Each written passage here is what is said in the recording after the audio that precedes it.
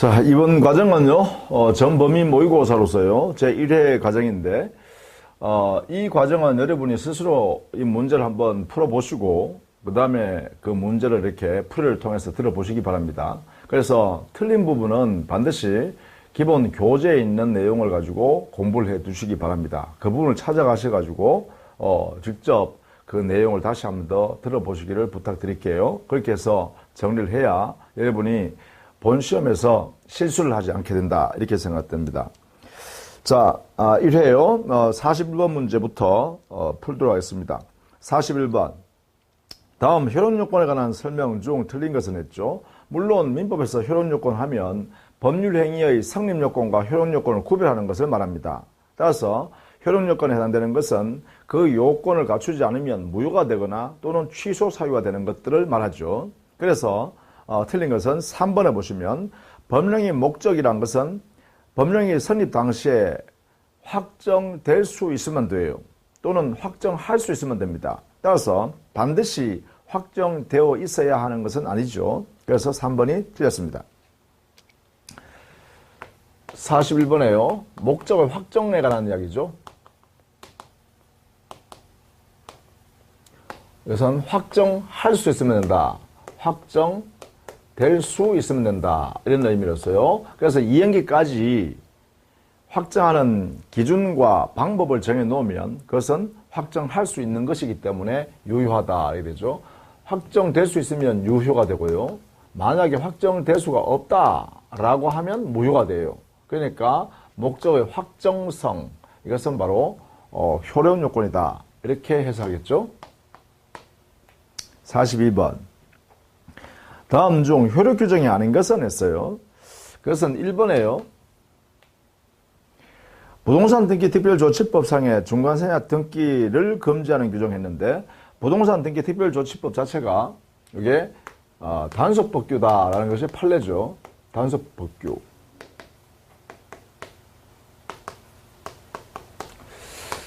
부동산 등기 특별조치법에는요, 중간생략 등기, 이거 금지 규정도 있고요.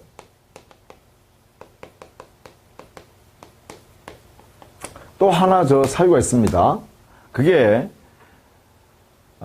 등기 원인에 허위로 기재하지 않도록 하는 금지 규정이 있어요. 등기 원인의 허위 기재 금지. 등기 원인을 가짜로 신고하지 말라, 이런 이야기죠. 이 두 가지 사유를 금지하는 규정을 두고 이것을 위반하면 처벌합니다. 그 처벌하는 규정에 있어서 이것을 우리는 단속법규다, 이렇게 우리 법원은 판단하고 있다. 꼭 알아두시기 바랍니다. 43번. 갑은 자기 소유에 속한 유일한 재산인 A 토지를 을에게 매각하고 인도하였으나 아직 A 토지에 대한 소유권 이전 등기를 을에게 경유하지 않았다. 그런데 병이 갑으로부터 A 토지를 매수하여 소유권 이전 등기를 먼저 경유받았다. 이것은 이중매매 문제가 되죠. 제1매매를 이렇게 하고 난 뒤에 다시 제2매매로서 이렇게 매매 계약을 했다는 것이죠. 그리고 등기는 얘한테로 이렇게 등기전을 했다. 이렇게 해놨어요. 그죠? 이런 사례의 형태입니다. 이 사례에 관한 설명으로 옳은 것은 했죠. 자, 이때는 원칙은요, 이중매매는 원칙은 이중매매 모두가 유효이죠. 계약 자유원칙상 유효입니다. 유효이기 때문에 등기를 먼저 갖춘 병이 소유권을 취득하게 되죠. 이렇게 되겠죠. 원칙은 병이 소유권 취득한다. 이렇게 되겠죠. 다만 이 병이 이 제2매매 계약을 체결하면서 적극 가담하는 행위를 했다면 이때는 이 제2매매 계약이 사회질서 위반으로 무효가 되죠. 103조 위반, 이렇게 되죠. 그러면 이때는 병이 소유권 취득할 수 없고, 따라서 예외로서 제2매매 계약이 무효가 된다, 이렇게 되겠죠. 이럴 때는 을이 소유권을 취득할 수 있는데, 을이라는 사람은 을은 갑을 대위해서 병의 소유권 등기를 말소 청구할 수 있죠. 등기의 말소 청구를 통해서 제2매수인이 소유권을 취득할 방법이 있다, 이런 이야기입니다. 자, 이렇게 정리하는 것이죠. 따라서 답은요, 2번을 볼까요? 갑병 간의 매매 계약 자체가 매매 행위가 무효인 경우에, 무효란 것은 바로 이것입니다. 제2 매수인이 적극 가담했다, 이 말이죠. 병이 A 토지를 다시 정에게 전매하고, 자, 이런 경우에 적극 가담하여 병이 소유권 등기가 있어서 정한테 이렇게 매도했다, 이 말이죠. 따라서 정의 소유권을 등기 전에 갔다 하더라도 이 사람이 선의일지라도 이 무효는 절대적 무효잖아요. 그죠? 절대적 무효이기 때문에 병은 절대적 소유권 취득할 수 없고 병이 절대적 소유권 취득할 수 없는 상태이기 때문에 매매를 통해서 정도 소유권을 절대로 취득할 수가 없다. 이렇게 해야 옳습니다. 따라서 정이란 사람이 선이냐 악이냐 가릴 것 없이요. 언제나 소유권을 취득할 수 없습니다. 이렇게. 매매를 통해서는 소유권 취득할 수가 없다. 이런 얘기예요. 그래서 2번이 옳은 답이다. 그죠? 자, 그 다음 44번. 을은 갑의 무경험을 이용하여 현저하게 부당한 가액으로 갑소유 건물을 매수하고 그것을 다시 병에게 매도하였다. 이 경우에 옳은 것은 했죠.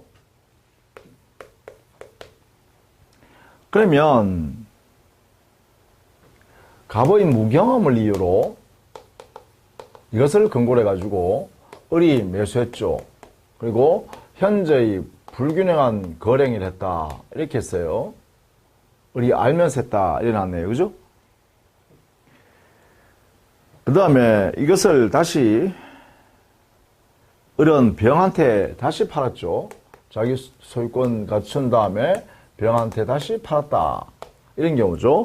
자, 이때 이 갑과 을 사이의 거래 행위가 만약에 민법 104조 불공정한 법률행위에 근거하여 무효다라고 하게 되면 이 무효는 절대적 무효이게 되고 절대적 무효이면 을은 소유권을 절대로 취득할 수 없죠. 따라서 매매를 통해서 병도 소유권을 취득할 수 없습니다. 설령 선인 병이라 하더라도 매매를 통해서는 소유권 취득할 수 없다. 이렇게 되겠죠. 자, 그래서 옳은 것은 5번에요. 갑과 을 사이의 매매는 소유권 이전 등기를 하였다 하더라도 무효이다. 이런 이야기죠. 요 내용입니다. 그죠? 요 내용.